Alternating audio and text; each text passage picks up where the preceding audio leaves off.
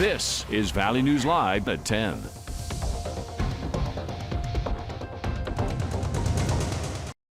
It's just the thought about getting it. It's not really scary. It doesn't hurt. I just feel like you're getting a mosquito bite. Good evening, everyone. The Pfizer vaccine is now available for 5 to 11-year-olds here in the Valley, and at the West Fargo Sanford Clinic, 4 kids became the first in their age range to receive it. Valley News team's Aaron Walling was there as they rolled up their sleeves and rolled out the COVID vaccines. Most kids ask for toys for Christmas, some electronics or cash, but not 11-year-old Stella Horner. I've just been excited all day, and the day has just been going by pretty slow because I was excited. Topping Stella's list this year, after colored pencils and LED lights, the COVID-19 vaccine. I put it on my list a long time ago when I started making my Christmas list for this year, and I was really excited when I heard we could get it, when it was approved. Thursday, she got that wish granted at the Sanford Clinic, becoming one of the first children in the age range of 5 to 11 in the Fargo-Moorhead area to get the vaccine. Dr. Melissa Horner says that this milestone is important in putting an end to the COVID-19 pandemic. Her 3 daughters also among the first getting the vaccine. I would recommend it for all children in the age range of the 5 to 11s and older to receive this vaccine to help protect them and help protect our community, to help us get past the worst of this pandemic. The Pfizer vaccine works in 2 phases. After receiving the first dose, the patient waits 21 days later before getting the second. But for these kids and their families, it's about taking the next step in protection. So I can protect others, and so I can stop wearing a mask at school. Because I want other people to get it so we can stop wearing masks. Dr. Stanfany Hansen, whose daughter Amelia got the vaccine as well, says that this was a long day coming. I am thrilled. This is one of the most exciting things, I think, and I've been looking forward to it for so long. So to have this day finally here is really tremendous. Well, I want to get it to protect myself, but I also want to protect others. In West Fargo, Aaron Walling, Valley News Live. And to learn how to sign your children up for the COVID-19 vaccine, visit valleynewslive.com and click on this story. Meanwhile, today in Grand Forks, the first walk-in vaccine clinic for kids took place. All True in Grand Forks says you can start setting appointments for children on Monday. We have those details on our website as well. Millions of Americans may be affected by a new COVID-19 vaccination rule. Today we learned that President Biden's new rule will go into effect on January 4th. It impacts private employers with 100 or more employees and says employers need to ensure their unvaccinated employees get tested weekly. North Dakota Senator Kevin Cramer plans to force a vote to formally challenge that rule. Attorneys general from more than a dozen states say they plan to do the same. Your phone may have notified you of a silver alert out of West Fargo this evening. Well, there's some good news. It's been canceled. Police say 76-year-old Dennis Drummond has been found safe in Valley City. The alert said he was a vulnerable adult driving a Buick, even though he hadn't driven in years.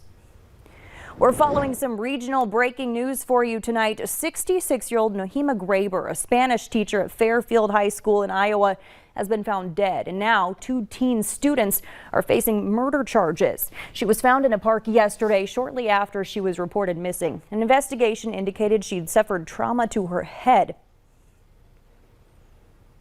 She carried herself like, almost like a queen, except very humble. And I just don't know why anybody would want to hurt her. Court documents revealed plans to kill the teacher on social media that implicate 2 16-year-old boys. The teens are both being charged as adults. Valley News Live is following developments on a death investigation out of the Otter Tail County Jail. The sheriff's office says a 28-year-old woman was found unresponsive at the jail yesterday morning. Deputies say they aren't sure if the inmate was in the cell by herself when she died. Her body is being taken to the morgue now for an autopsy. 26-year-old Fransley Duderville of Fargo has been charged with harassment. He's accused of stalking a 17-year-old girl for months. Court documents say the girl called police on October 27th, saying he drove up to her at a parking lot at Minnesota State Community and Technical College, blocking her in. The teen says she's continuously blocked him on social media, only to have him create new accounts in an attempt to communicate with her. New for you tonight, the FAA is sending out a serious warning for airline passengers in a new ad. The video highlights a criminal case the agency sent to the Justice Department. It outlines an unruly passenger with the message, "You don't want this letter." It comes as airline labor unions have been pressuring the government to get tougher on violent acts on commercial flights. The FAA has received more than 5,000 unruly passenger reports this year. That's compared to less than 600 complaints in 2019 and 2020 combined. In a Valley News Live exclusive tonight, just 3 months after a plane nosedived into a West Fargo soybean field, that pilot, Jeffrey Kloster, is taking small steps to recovery. Kloster's single-engine Cessna crashed on August 10th after the engine cut out and the plane clipped a grove of trees.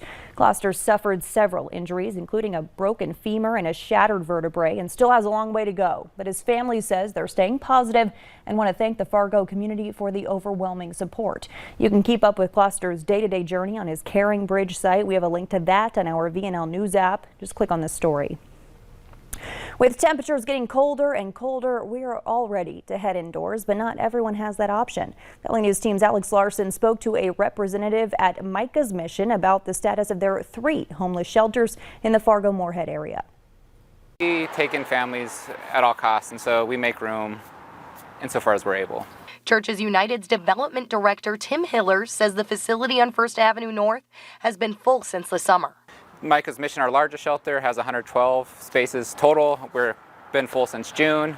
And so it's a fear we have, right? Coming into the winter months, what happens to people who are experiencing homelessness when it's cold?